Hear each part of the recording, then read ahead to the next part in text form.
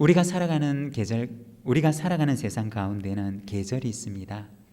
봄이 있고 여름이 있고 가을이 있고 겨울이 있습니다. 한 계절이 지나가게 되면 또 다른 계절이 찾아오게 됩니다. 이 바람이 세차게 부는 매서운 겨울이 지나가면 그 뒤에는 또 따뜻한 바람이 부는 봄이라고 하는 새로운 계절이 찾아오게 됩니다. 우리가 이 어려운 계절을 잘 지나가고 나면 하나님께서 그 이후에 또 우리에게 새로운 계절을 허락해 주시는 줄로 믿습니다. 여러분, 우리가 살아가는 그 삶 가운데 이렇게 계절이 있는 것처럼 우리가 신앙생활을 하는 데 있어서도 계절이 있는데, 우리는 교회 안에 있는 이 계절을 절기라고 이야기를 합니다. 교회 안에 보면 예수님의 탄생을 기다리는 어떤 절기가 있습니까?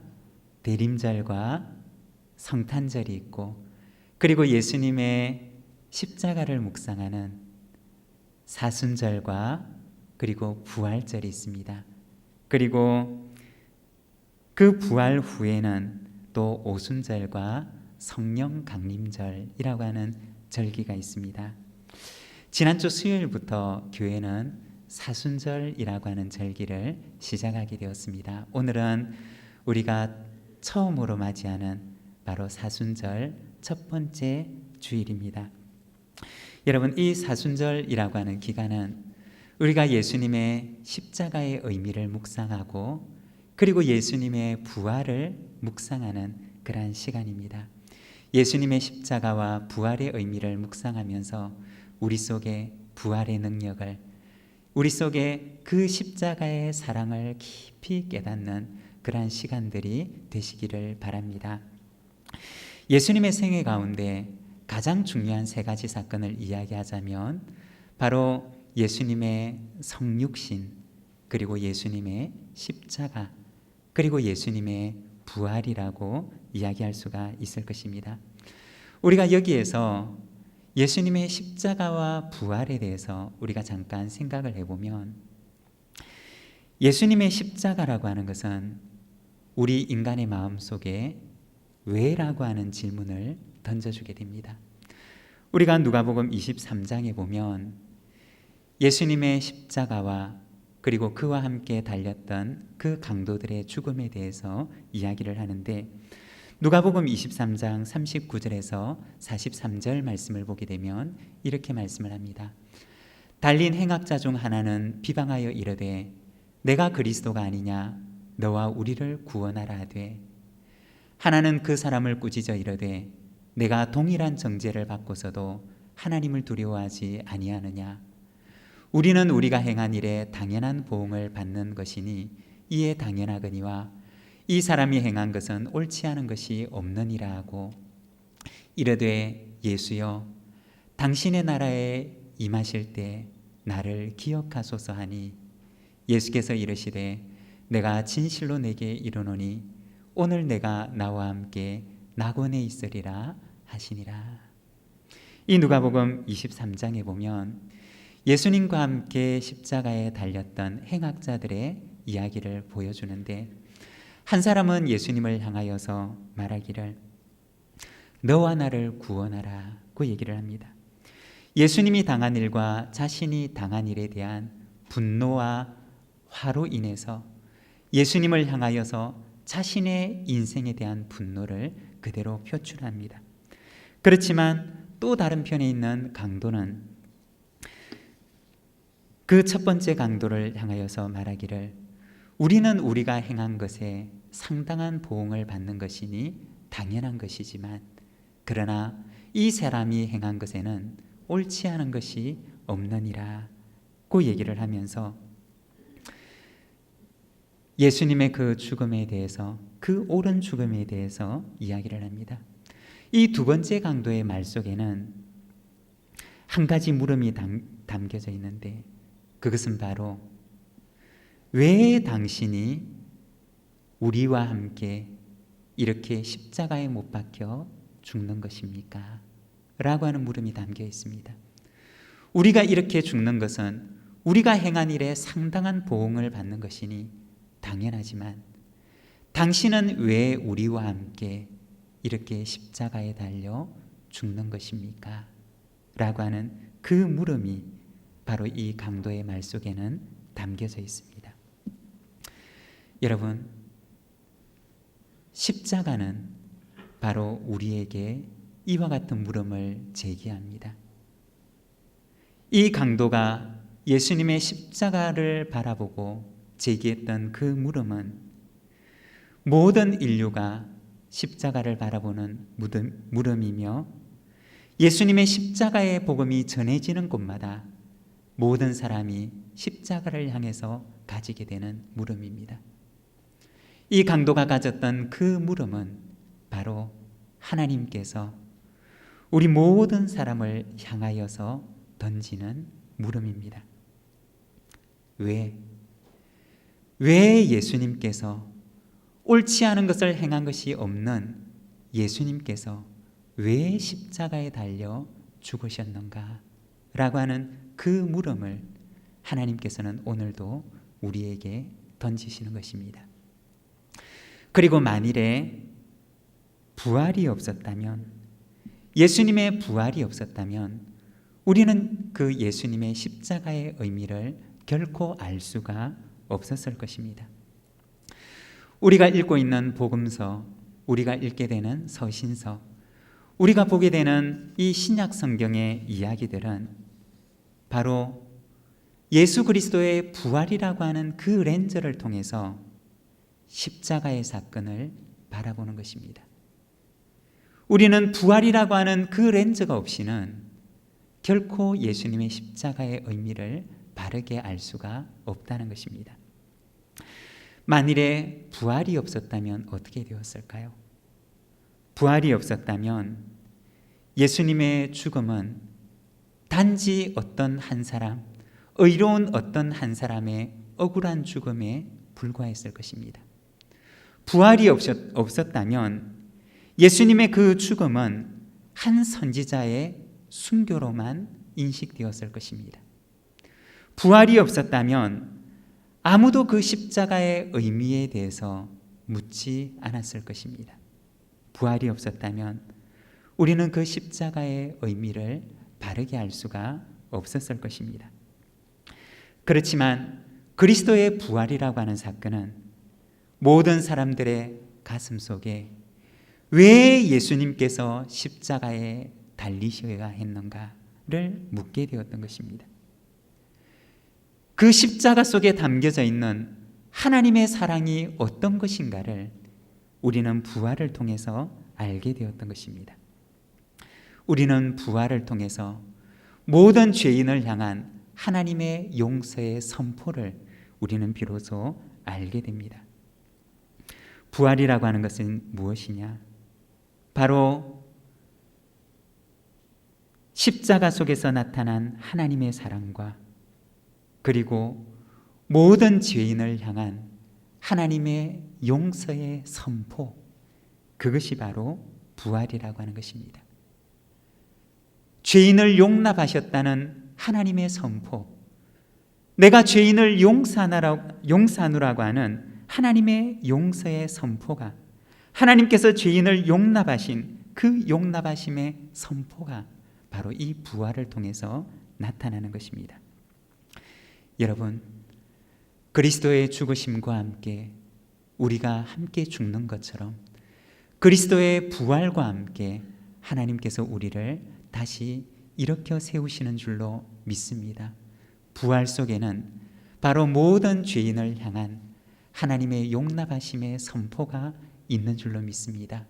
이 부활의 은총이 저와 여러분 가운데 함께 하시는 줄로 믿습니다. 오늘은 우리가 born again, 부르심이라고 하는 제목을 가지고 말씀을 함께 나누고자 합니다.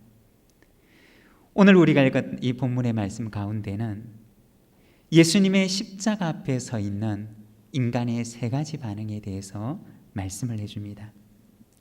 먼저 우리가 부르심이라고 하는 것에 대해서 잠깐 함께 생각을 해보면, 부르심이라고 하는 것은 우리가 어떻게 생각할 수가 있느냐? 우리가 요한복음 3장 20절의 말씀, 우리 자막을 보면서 같이 한번 읽어보도록 하겠습니다. 함께 읽겠습니다. 볼지어다 내가 문 밖에 서서 두드리노니 누구든지 내 음성을 듣고 문을 열면 내가 그에게로 들어가 그와 더불어 먹고 그는 나와 더불어 먹으리라. 우리가 부르심이라고 하는 것을 어떻게 생각할 수가 있느냐? 그것은 바로 문 밖에서 문을 두드리시는 예수님의 모습 속에서 우리는 이 부르심의 의미를 알게 됩니다. 저는 이 부르심이라고 하는 말, 혹은 요한계시록 3장 20절의 말씀을 읽게 되면 제 마음속에 떠오르는 한 가지 그림이 있습니다. 제가 어렸을 적에 저희 집에 액자 속에 항상 저 그림이 담겨져 있었는데, 저 그림을 보게 되면 어떤 한 사람이 문 밖에 서서 문을 두드립니다. 그리고 그 집에는 바깥에 아주 예쁜 정원으로 꾸며져 있습니다. 그리고 그 집은 아주 아담하고 그리고 단단한 벽돌로 세워져 있습니다.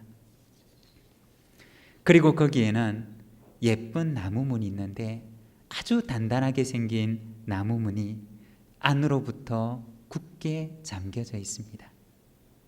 그리고 문 밖에 있는 한 사람은 이제 막 온 것인지 아니면 아주 오래전부터 온 것인지 우리는 알 수가 없지만, 그러나 두꺼운 외투를 걸치고 그 문 밖에 서서 문을 두드리고 있습니다. 문을 열어줄 때까지 그 문을 두드릴 그 기세를 가지고 문을 두드리고 있습니다. 부르심이라고 하는 것은 무엇과 같으냐? 바로 문 밖에서 문을 열어줄 때까지 그 문을 두드리시는 예수님과 같은 것입니다. 그 문은 누구의 문이냐? 그 집은 누구의 집이냐? 바로 모든 사람들을 위한 집입니다. 예수님께서는 그 문 밖에서 모든 사람의 마음의 문에서 그 문을 열어주기를 기다리고 계시는 것입니다. 디모데전서 2장 4절의 말씀을 보게 되면 하나님은 모든 사람이 구원을 받으며 진리를 아는 데 이르기를 원하시느니라 고 말씀합니다. 하나님께서는 모든 사람이 주님의 그 부르심의 음성을 듣고 문을 열어주기를 원하시고 기다리시며 그 문 앞에서 문을 두드리시는 것입니다. 이것이 바로 부르심의 의미입니다. 문을 열어주기를 기다리며 문을 열어줄 때까지 그 문을 두드리는 예수님의 모습인 것입니다. 그 안에 있는 사람은 어떤 반응을 보일까요? 그 문 안에서는 누가 있는지 우리는 분명하게 알 수가 없지만, 안으로부터 굳게 잠겨져 있는 그 문 안에 누가 있는지 우리는 알 수가 없지만, 그러나 아마도 어떤 사람은 그 깊은 밤중에 자신의 평안을 깨뜨렸다고 화를 내는 사람도 있을 것입니다. 그리고 또 어떤 사람은 바깥에서 문을 두드리든지 말든지 안에서 TV를 보면서 혹은 안에서 즐겁게 놀면서 바깥에서 두드리는 그 문소리에, 노크 소리에 아무런 반응을 보이지 않을 수도 있습니다. 그리고 어떤 사람은 그 두드리는 소리를 경청하고 그리고 그 소리에 반응하며 문을 열어주는 사람도 있을 것입니다. 아마도 문을 두드리는 그 사람에 대해서 여러 가지 반응을 보이게 될 것입니다. 오늘 우리가 읽었던 고린도전서 1장의 말씀은 바로 하나님의 부르심을 향한, 그리고 십자가를 향하여 보이는 세 가지의 반응에 대해서 우리에게 말씀하고 있습니다. 23절과 24절의 말씀입니다.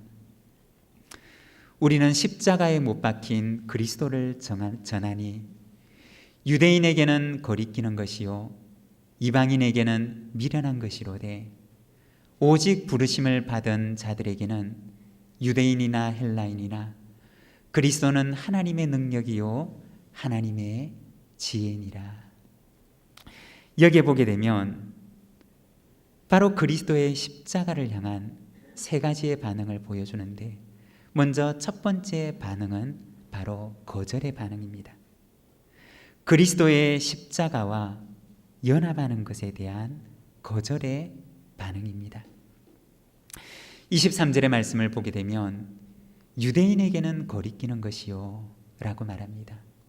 이 거리낀다 라고 하는 말은 아주 강한 거부감을 나타내는 말인데, 이 거리낀다 라고 하는 말을 원어 성경에서는 스칸달론이라고 하는 단어를 사용합니다. 이 말의 의미는 덫 혹은 장애물 혹은 걸림돌이라고 하는 의미를 가지고 있습니다. 길을 가는데 만일에 우리가 길가에 있는 어떤 돌뿌리에 걸려서 넘어질 뻔했다면 우리는 어떤 반응을 보이게 될까요? 며칠 전에 제가 차를 타고 가는데 바깥에서 딸그락딸그락 소리 나는 소리가 나서 한참을 가다가 안 되겠다 싶어서 차를 멈추고 차를 주차하고서는 그 타이어를 살펴보는데, 타이어에 커다란 쇠못과 그리고 그 쇠못을 고정하는 쇠판까지 거기에 달려있는 것을 보게 되었습니다. 그것을 보는 순간 제 마음속에, 아니 내가 공사판을 지나간 적도 없는데 누가 차가 다니는 이 길에다가 이런 못을 버려두었을까 라고 하는 생각을 하게 되었습니다. 유대인들이 십자가에 대해서, 복음에 대해서 보였던 반응이 바로 그와 같았다는 것입니다.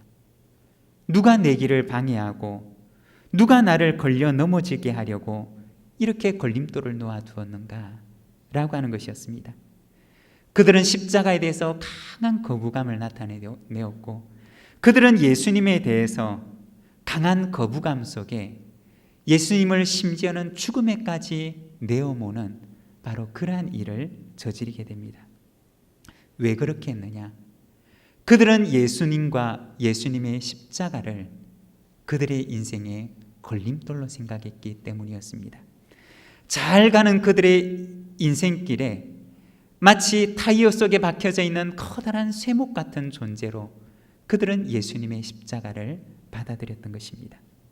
나의 평안을 방해하고 나의 인생의 길을 방해하는 거추장스러운 커다란 쇠못처럼, 타이어 속에 박혀져 있는 못처럼 그들은 예수님을 그와 같은 존재로 여겼던 것입니다.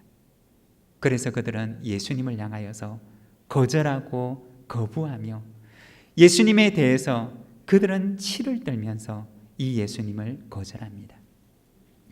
이것이 바로 예수님의 십자가에 대해서 보이는 어떤 사람의 첫 번째 반응입니다. 그리고 두 번째 반응은 바로 무관심인데, 그리스도의 십자가와 연합하는 것에 대해서 무관심한 반응입니다.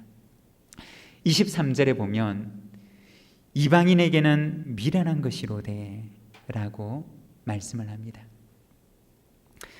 헬라인들은 어떤 반응을 보였느냐? 이방인들이 보였던 그 반응은 바로 무관심의 반응이었습니다. 그들은 예수님의 십자가에 대해서 거절도 하지 않았지만 수용도 하지 않았습니다. 그들은 예수님의 십자가에 대해서 아무런 반응도 보이지 않았던 것입니다. 여러분, 강한 거절을 나타내지 않는다고 해서 그것이 수용을 의미하는 것은 아니라는 것입니다. 어쩌면 이 무관심이라고 하는 것은 강하게 거절하는 반응보다 오히려 더 강한 거부일 수 있다는 것입니다. 바깥에서 들리는 노크 소리를 듣고서 오히려 거부감을 나타내는 것은 그래도 그 소리를 듣고 반응을 보이는 것이지만, 이 무관심이라고 하는 것은 아무리 그 바깥에서 문을 두드리고 노크를 해도 아무런 반응 자체를 보이지를 않는 것입니다. 소리 자체 그 어떤 반응도 보이지 않는 것입니다. 무관심이라고 하는 것은 어쩌면 강한 거절보다도 더 강한 거부일 수 있다는 것입니다. 오늘날의 많은 사람들이 복음에 대해서 이와 같은 반응을 보입니다. 아무런 반응도 보이지 않는, 아무리 복음을 외치고 아무리 복음을 이야기하지만 그러나 그 복음에 대해서, 예수님의 십자가에 대해서 그 어떤 반응도 보이지 않습니다. 왜냐하면 그것 말고도 내 관심을 빼앗아가는 것이 너무나 많이 있기 때문이라는 것입니다. 그것 말고도 내가 관심을 기울여야 하는 것이 너무나 많이 있기 때문이라는 것입니다. 누가복음 14장의 말씀을 보게 되면 예수님께서 한 비유의 이야기를 들려주시는데, 어떤 사람이 큰 잔치를 베풀고는 그 잔치에 참여할 사람들을 초청하게 됩니다. 그래서 사람을 보이는데, 그런데 초청받았던 사람들은 모두가 다 일치하게 사양을 합니다. 누가복음 14장 18절에서 20절의 말씀을 보게 되면 다 일치하여 사양하여 이르되, 한 사람은 이르되 나는 밭을 샀음에 아무래도 나가보아야 하겠으니 청컨대 나를 양해하도록 하라 하고, 또 한 사람은 이르되 나는 소 5겨리를 샀음에 시험하러 가니 청컨대 나를 양해하도록 하라 하고, 또 한 사람은 이르되 나는 장가 들었으니 그러므로 가지 못하겠노라 하는지라.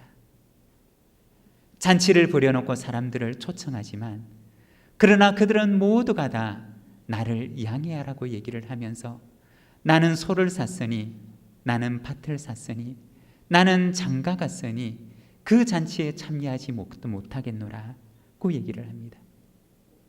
그들은 그들의 관심을 기울일 때가 너무나 많이 있었기 때문에 그들은 초청받은 그 잔치에 참여하지 않습니다. 여러분, 오늘날 많은 사람들이 십자가에 대해서 보이는 반응이 이와 같은 것이라는 것입니다. 내 관심을 빼앗아가는 것들이 너무 많이 있어서 십자가에까지 내가 기울일 관심이 없다는 것입니다. 이것이 바로 오늘날 복음을 향하여, 주님의 십자가를 향하여 보이는 반응입니다.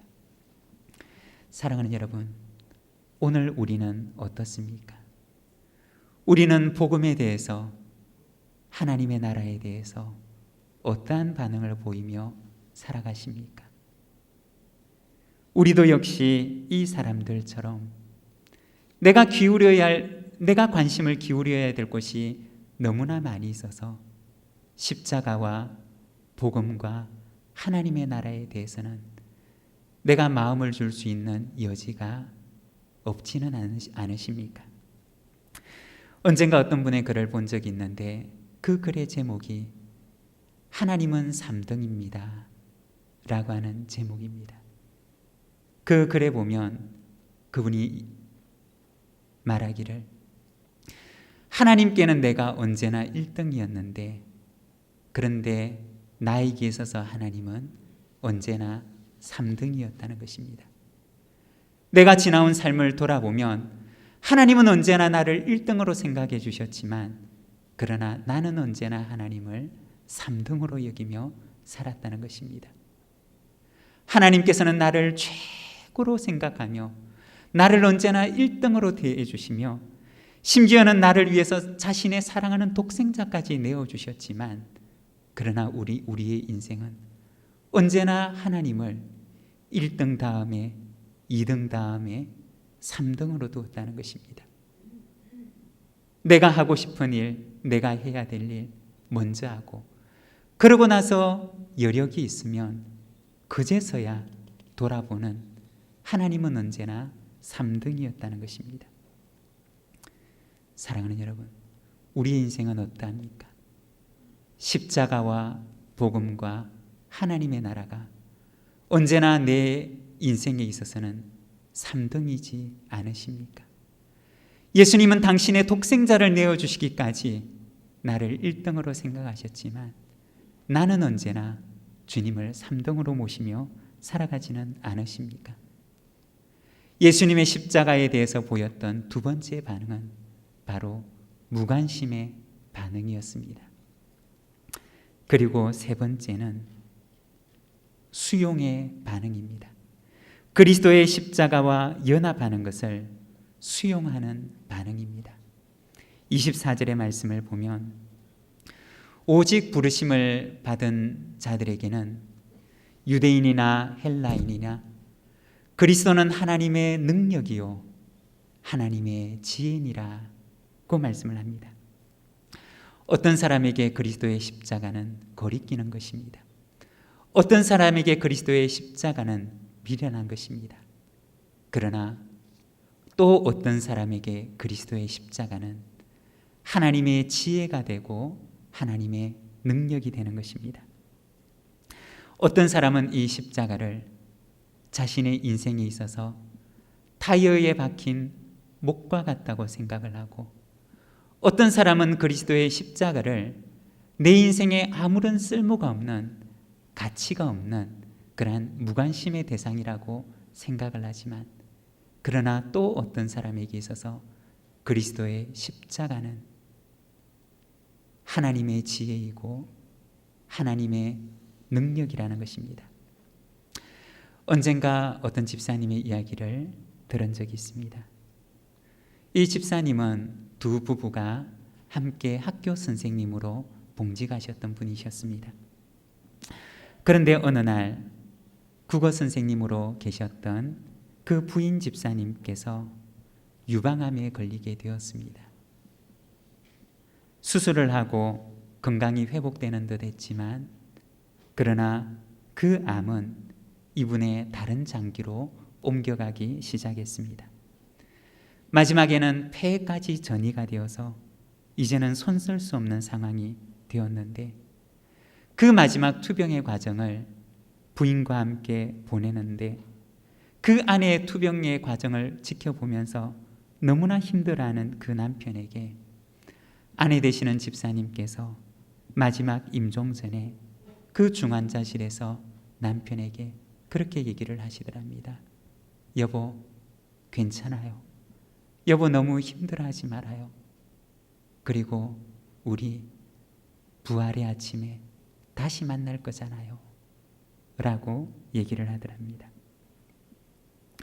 어떤 사람에게 십자가는 타이어에 박힌 목과 같은 것이고, 어떤 사람에게 십자가는 자신의 인생에 아무런 의미가 없는 무관심의 대상이지만, 그러나 또 어떤 사람에게 있어서 그 십자가는 바로 하나님의 능력이라는 것입니다. 사랑하는 여러분, 그리스도의 십자가는 우리의 능력인 줄 믿습니다. 그리스도의 십자가는 바로 우리를 당신의 죽음과 함께 연합하는 것이며 당신의 부활과 함께 연합케 하는 것인 줄로 믿습니다. 죽음 이후에 우리를 영원한 생명으로 인도하는 것이, 그것이 바로 그리스도의 십자가의 능력임을 믿습니다. 오늘 우리가 읽은 요한복음 3장 16절의 말씀을 보게 되면, 하나님이 세상을 이처럼 사랑하사 독생자를 주셨으니 이는 그를 믿는 자마다 멸망하지 않고 영생을 얻게 하려 하심이라 고 말씀합니다. 믿음이라고 하는 것이 무엇이냐? 바로 그리스도의 십자가와 연합하는 것입니다. 믿음이라고 하는 것이 무엇이냐? 바로 그리스도의 그 십자가를 내 안에 수용하는 것입니다. 요한계시록 3장 20절에 보면, 볼지어다 내가 문 밖에 서서 두드리노니 누구든지 내 음성을 듣고 문을 열면 내가 그에게로 들어가 그와 더불어 먹고 그는 나와 더불어 먹으리라 고 말씀합니다. 여러분, 가지가 원나무에서 잘려져 나가게 되면 잠깐은 그 가지에게 생명이 있는 것처럼 보이지만, 그 가지가 원래 나무와 연합하지 못하게 되면 그 가지는 곧 죽음에 이르고 맙니다. 그렇지만 그 떨어져 나간 가지가 원래 나무와 연합하게 될 때, 원래 나무를 자기 속에 받아들이게 될 때 그 가지는 생명을 얻고, 그리고 봄이 돌아왔을 때 그 가지에서 새로운 생명의 싹이 피어나게 되는 것입니다. 사랑하는 여러분, 누구든지 내 음성을 듣고 문을 열면 내가 그에게로 들어가 그와 더불어 먹고 그는 나와 더불어 먹으리라고 말씀합니다. 그리스도 안에 있는 그 풍성한 삶을 우리에게 약속하십니다. 그리스도를 내 안에 모셔드림으로 우리 속에 허락하신 하나님의 그 풍성한 생명을 누리며 살아가는 우리 모든 믿음의 가족들의 삶이 되시기를 간절히 소망합니다. 우리 시간 함께 기도하기를 원합니다. 그리스도의 십자가와 함께 내가 죽고 그리스도의 십자가와 함께 그 부활의 능력을 경험하며 우리의 삶의 현장 가운데서 하나님의 풍성한 생명을 누리며 살아가는 저희들의 삶이 되게 하옵소서. 우리 시간 함께 기도하며 나가겠습니다.